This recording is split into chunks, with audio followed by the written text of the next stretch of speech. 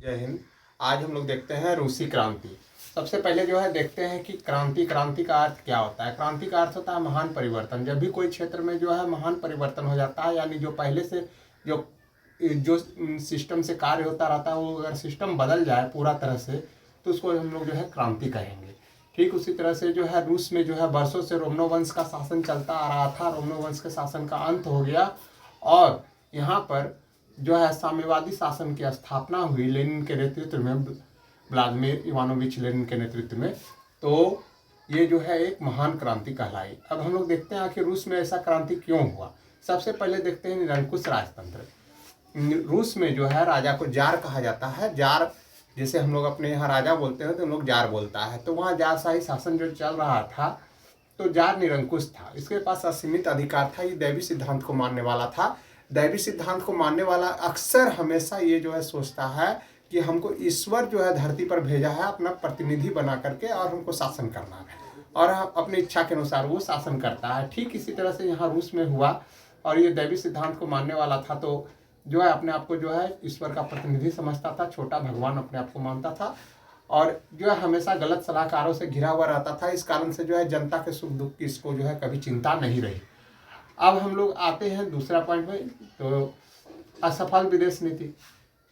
कोई भी समस्या जब भी जो है देश जो है समस्या से घिर जाती थी, रूस पूरा तरह से समस्या से घिर जाता था, तो लोगों का ध्यान भटकाने के लिए वो करता क्या था, तो युद्ध में झोंक देता था।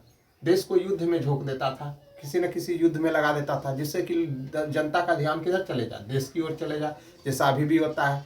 अभी भी जैसे कि जो है आपने अगर मान लिया जाए कि भारत में काफ़ी जो है महंगाई, बेकारी, बेरोजगारी बढ़ जाता है, लोग उतावला हो जाता है, तो फिर वहाँ पर जो है बॉर्डर पर जो है 2-4 गोलीबारी हो गया, लोगों का ध्यान उधर चला गया। पाकिस्तान का भी उसी तरह से, अगर किसी देश की समस्या खराब है तो उधर का ध्यान जो है भटकाने के लिए बॉर्डर की ओर जो है सबका ध्यान कर देता है।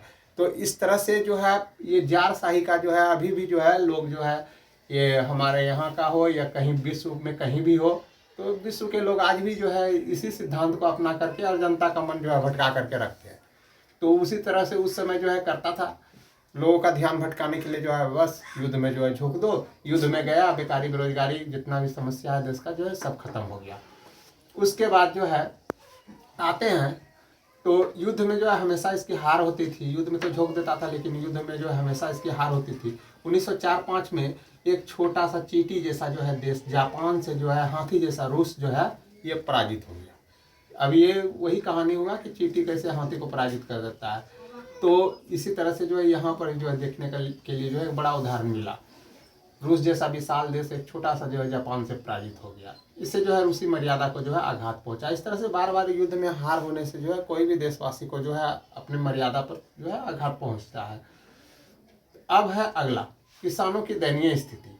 ठीक है, किसानों की उस समय जो है काफ़ी जो है खराब हालत था। किसान जो है दास्ता में था, उन लोग केवल दास बन करके रहता था, और वहीं जो है केवल उन लोग को खाने के लिए अनाज मिलता था, उससे ज़्यादा इन लोगों को नहीं मिलता था।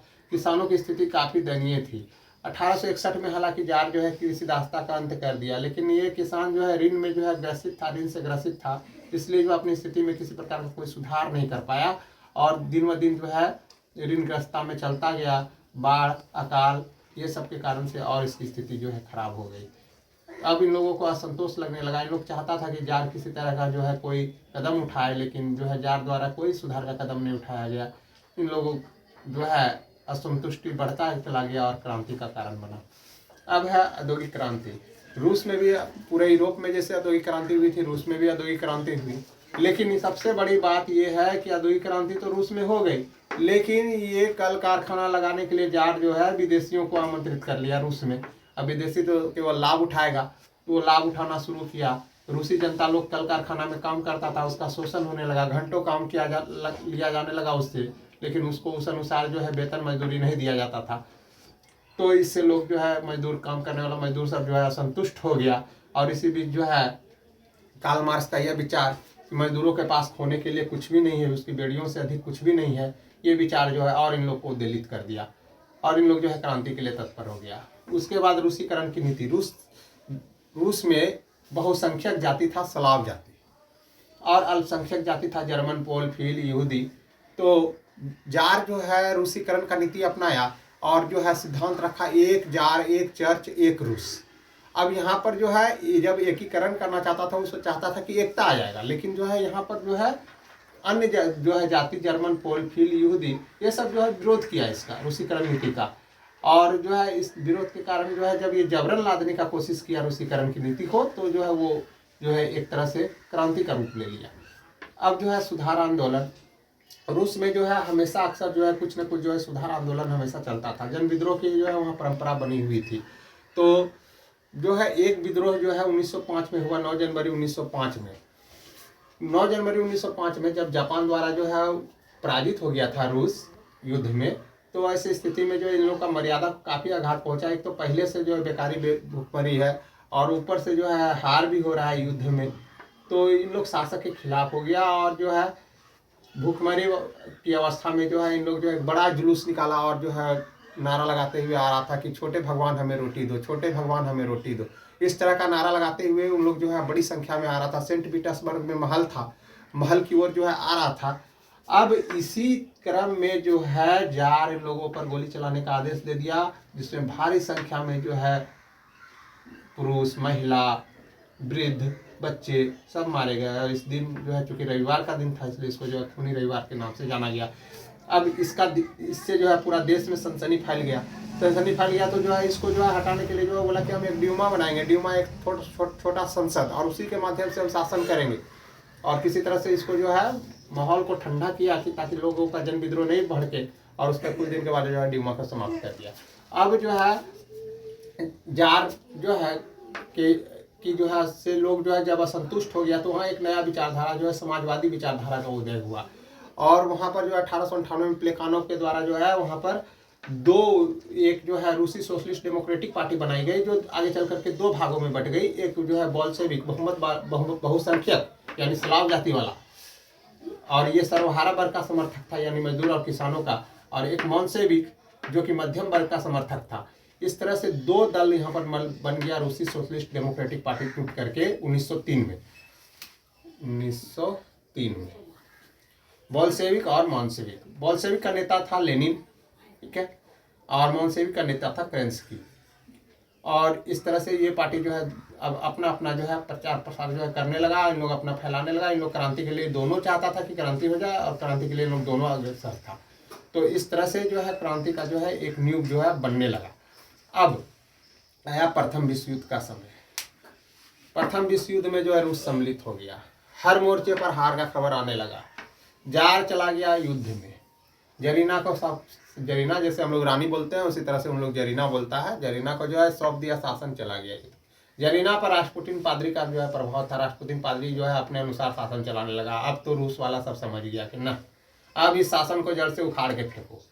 और उसके बाद फिर एक बड़ा जो है जनता का जो है यानी वृद्ध, महिला, पुरुष, बच्चे सब जो है फिर एक जो है जुलूस लेकर के जार के महल की ओर चल दिए, सेंट पीटर्सबर्ग की ओर। जब जार की देखा कि महल की ओर जो है बड़ा जुलूस आ रहा है, तो उस पर फिर गोली चलाने का आदेश दिया। लेकिन इस बार सैनिक गोली नहीं चलाया, बल्कि जो है जार को जो है उसके परिवार सहित जो है उसको गिरफ्तार करके और जो है बंद कर दिया। और इस तरह से बिना एक बूंद खून बहाए और उसमें जो है क्या हो गया, क्रांति हो गया। अब शासन क्रांति के बाद जो है मॉन्सेविकों के हाथ में जो है चलाया। लेकिन मॉन्सेविक युद्ध जारी रखा, प्रथम विश्व युद्ध, और हर बार जो है हार ही हो रहा था। तब बोल्शेविकों ने सोचा कि नहीं, हम लोगों को जबरन जो है सत्ता पर जो है अधिकार करना पड़ेगा। इसके लिए लेनिन को बुलाना पड़ेगा। लेनिन इस समय जो है स्विट्जरलैंड में जो है निर्वासित जीवन व्यतीत कर रहा था। और किसी तरह से जो है 1905 का क्रांति में जो है असफलता के कारण जो है वो भाग गया था स्विट्जरलैंड, निर्वासित जीवन व्यतीत कर रहा था। तो वहाँ से उसको बुलाया गया। वो जर्मनी की सहायता से किसी तरह से एक बंद गाड़ी में जो है वहाँ रूस पहुँचा, और जो है अपना जो है सिद्धांत रखा। अप्रैल थीसिस उसको कहा जाता है। भूमि शांति रोटी, बोला कि भूमि किसानों के लिए होगा, जो जोत रहा है खेत उसके लिए भूमि होगी। उसके बाद शांति, सेना का काम जो है शांति बहाल करना होगा। रोटी, मजदूरों को भरपेट जो है भोजन मिले। और इस तरह से पूरा सर्वहारा वर्ग के लिए जो एक तरह से जो है ये वरदान बन के लेनिन आया। पूरा संसार के लिए जो आगे चल करके ये एक वरदान बन गया ये क्रांति। और मजदूर और किसानों को एकत्रित किया एक झंडे के नीचे, साम्यवादी झंडे के नीचे। और लेनिन जो है यहाँ पर निकल पड़े एक बड़े आंदोलन में। और फिर 1917 ईस्वी में जो है रूस में जो है एक बड़ा क्रांति हो गया।